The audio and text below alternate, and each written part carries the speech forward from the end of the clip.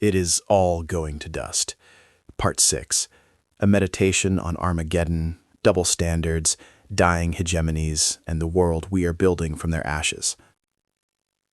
The class that needs the status quo and fears China. To understand why the Middle East is burning, why Iran's school was bombed, why Gaza was reduced to rubble, why the drums of perpetual conflict beat with such metronomic consistency, one must ask a question that the Western press has a structural interest in not asking. Who benefits from this particular world order, and what happens to them if it changes? The post-1945 liberal international order, the Bretton Woods institutions, the dollar as reserve currency, the NATO security umbrella, the IMF as enforcer of fiscal orthodoxy in developing nations, was not a neutral architecture. It was a system designed by and for a specific class of actors. It gave them access to cheap labor across the global south, guaranteed routes to extract resources, courts to protect their intellectual property, and navies to patrol their shipping lanes. The World Economic Forum's 2023 Global Risks Report described the current moment as a polycrisis of interconnected collapses.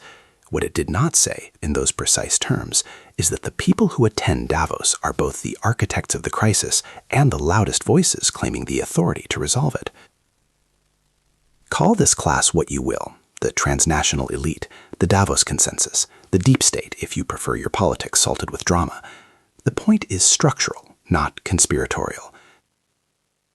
They are a class of people for whom the current order is not merely convenient, but existential. Their wealth, their impunity, their access, all of that depends on a specific arrangement of power remaining intact, and that arrangement, for the first time since 1945, faces a genuine rival. China. Since 2018, U.S. foreign policy elites have systematically reframed China not merely a geopolitical competitor, but an ideological threat, a civilizational enemy against whom the entire liberal order must be mobilized. The language escalated with striking speed, from trade rival to existential menace in under a decade. The Pentagon's successive national defense strategies now list China as the pacing challenge, the benchmark against all other threats are measured. What does China threaten, precisely? It threatens the dollar's reserve status. It threatens the West's monopoly on development finance. It threatens the IMF's stranglehold on the global south. Through the Belt and Road Initiative, it offers infrastructure without the lectures on democracy. Through its parallel institutions, the Asian Infrastructure Investment Bank, the Shanghai Cooperation Organization, it offers an alternative architecture of international relations that does not require client states to swallow Western values alongside Western loans. Growing numbers of countries are drawn to Beijing's dream of a new multipolar world order precisely because the West has rapidly lost its moral authority through its unconditional support for the killing of tens of thousands of Palestinian civilians. Here is the circuit that closes. The Epstein class, those whose wealth and impunity is being exposed but without any blowback or consequence. This Epstein gang was a subclass of the ruling elite whose power rested on the specific architecture of post-war Western dominance. They look at China and see not merely a geopolitical competitor, but an existential threat to the entire system of privilege that sustained them. A Chinese century does not preserve their offshore accounts under the same rules. It does not honor the same intellectual property frameworks. It does not run the same currency system through which they have extracted wealth for 80 years. And crucially, a multipolar world in which no single power has the authority to grant impunity is a world in which the powerful are more, not less, accountable. This is not incidental to the wars in Gaza and Iran. It is their deeper grammar. Every bombed hospital, every passive voice headline, every vetoed ceasefire resolution is a message. The order holds. The hierarchy is maintained. The class that benefits from it retains the authority to define legality, morality, and the acceptable limits of grief. China watches, the global south watches, and the message, after October 2023, is that the order's moral legitimacy, already threadbare, has been shredded entirely, which is, from the perspective of those who depend on it, the most dangerous thing that has happened in 80 years. You cannot understand the aggression without understanding the panic, and you cannot understand the panic without understanding what precisely lies at stake for those doing the bombing. And now, in the spirit of completeness, let us examine the moral architecture of the civilization that has appointed itself the world's guardian of values.